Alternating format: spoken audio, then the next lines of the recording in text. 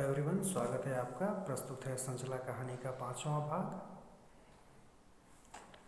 इसके बाद कई दिन गुजर गए। संचला पूर्णिमा से पूछने का साहस नहीं जुटा पा रहा था। एक दिन उसकी तबीयत ठीक नहीं लग रही थी। ठेहा पर न जाकर कमरे में लेटा रहा।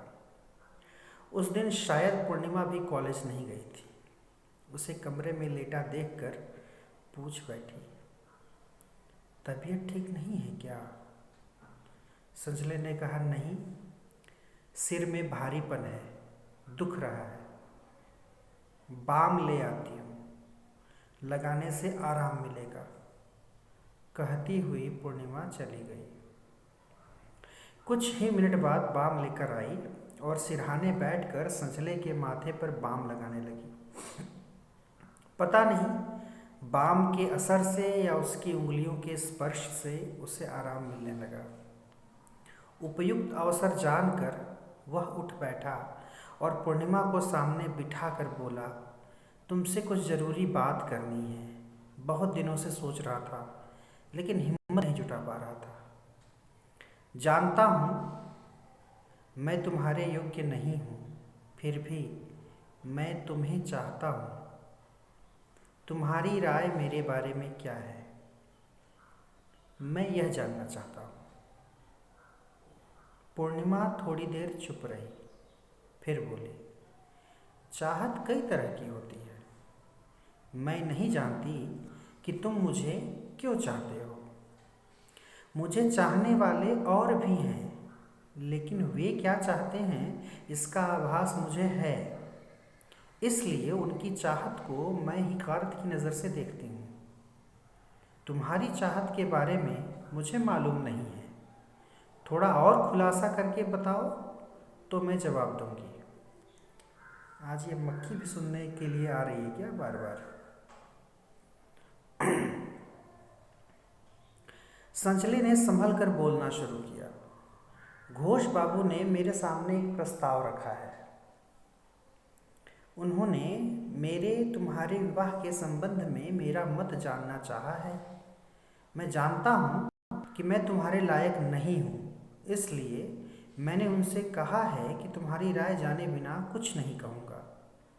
तुम मेरी जीवन साथी बनोगी तो मैं अपने को धन्य मानूंगा। यही मेरी चाहत है। निर्णय तुम्हें करना है कि मुझे किस नज़र से देखती हो। अपनी ज़िंदगी में इतनी लंबी बात वह भी किसी लड़की से संचले ने नहीं की थी। कैसे इतना कुछ कह गया उसे खुद नहीं पता, लेकिन कहने के बाद उसका मन हल्का हो गया। पूर्णिमा कुछ देर चुप बैठी रही, फिर चुहल करते हुए बोली, बांग्ला बुझते पारबो तुम्हें? तुम बांग्ला समझ पाओगे? संजले ने हंसते हुए कहा, बुझेছি, यानी समझता हूँ। तब पूर्णिमा ने कहा, आमी तुम्हाके भालोबासे, यानी मैं तुमसे प्यार करती हूँ। संजले ने चकित होकर कहा कि बोललेन, आबार बोलून तो? आमी ठीक ठीक सुनलम ना, यानी क्या क्या बोली? फिर से बोलूं तो? मैंने ठीक से सुना नहीं। लेकिन पूर्णिमा तेजी से कमरे से बाहर निकल गई। संजले को लगा कोई सपना देख रहा था। मुनीम चाचा का परिवार गांव से आ गया था, लेकिन संचला अभी तक चलने नहीं जा पाया था। वह सेठ जी की कोठी पर बहुत दिनों से नहीं गया था। चाची से मिलने के लिए जाना पड़ा। चाची ने संजले को देखा तो पहचान ही नहीं पाई। लंबा और छरहरा हो गया था और अच्छे कपड़े में उसका गठा हुआ शरीर आकर्षक लग रहा था। संजले ने पूरी आस्तीन की कमीज पहन रखी थी, जिसमें उसकी बाई बाँह छुप गई थी। उसने झुककर चाची का चरण स्पर्श किया, तब चाची उसे पहचान पाई। उसे खूब आशीष दिया। उसकी तरक्की की बातें गांव पर सुनती रहती थीं, लेकिन आज उसे सामने देखकर उनका जी जुड़ा गया। भावुक होकर चाची ने कहा कि जैसे तुम्हारे दिन बहुरे वैसे सबके बहुरे ए बचवा। संझले ने अगले रविवार को मुनीम चाचा और चाची को अपने डेरा पर आने को राजी कर लिया। पूर्णिमा को बता दिया कि उसके चाचा चाची आने वाले हैं। उनकी खातिरदारी में कोई कमी नहीं रहनी चाहिए। मिठाई, नमकीन, समोसे, फल आदि खरीदने के लिए कुछ रुपए उसने पूर्णिमा को दिए, जिसे उसने बिना संकोच के ले लिया। यह बात तो उसे मालूम ही थी कि वे लोग निरामिष भोजी हैं। नियत दिन को वे लोग आए। उस रविवार को संजला ठेहा पर नहीं गया। पूर्णिमा और उसकी माँ ने अच्छी खातिरदारी की।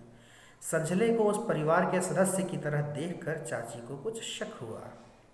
उन्होंने सुन रखा था कि बंगाल और असम की लड़कियां जादू जानती हैं और अपने लंबे केश में पुरुषों को उलझा कर भेड़ा बना लेती हैं।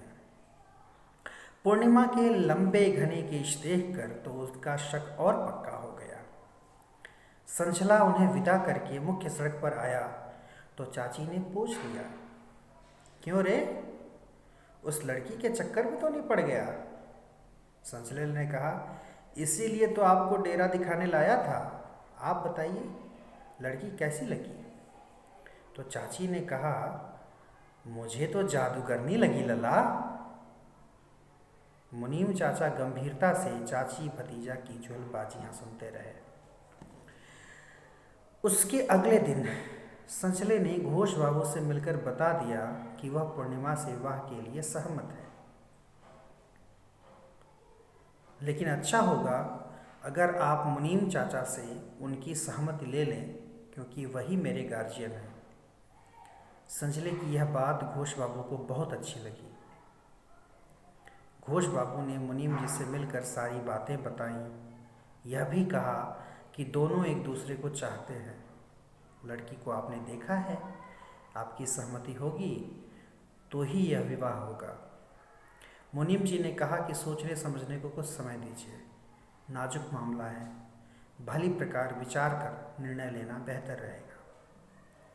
मुनीम जी ने अपनी पत्नी को यह बात तो उन्होंने कहा कि मेरा माथा तो उसी दिन ठनका जिस दिन उसके डेरा पर गई थी। फिर भी शपथ है कि वे हमारी सहमति चाहते हैं। संजला अगर हमें बिना बताए उस लड़की से विवाह कर लेता तो हम क्या कर लेते।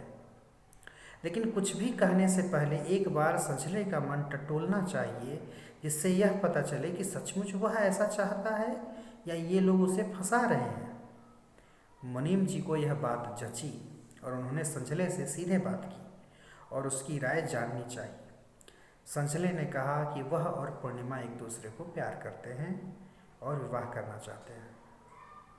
तब मुनीम जी ने घोष बाबू को अपनी सहमति दी और बंगाली रीति रिवाज से उलू ध्वनि के बीच पूर्णिमा और संजले का विवाह संपन्न हुआ। तो अभी केवल विवाह हुआ है, ऐसा नहीं कि कहानी यही खत्म हो जाती है। विवाह के बाद देखिए कि पूर्णिमा किस तरह से अपनी रोशनी बिखेरती है संजले की ज़िंदगी में। ये जानने के लिए मिलते हैं अगले भाग में। तब तक के लिए थोड़ा सा इंतज़ार। धन्यवाद।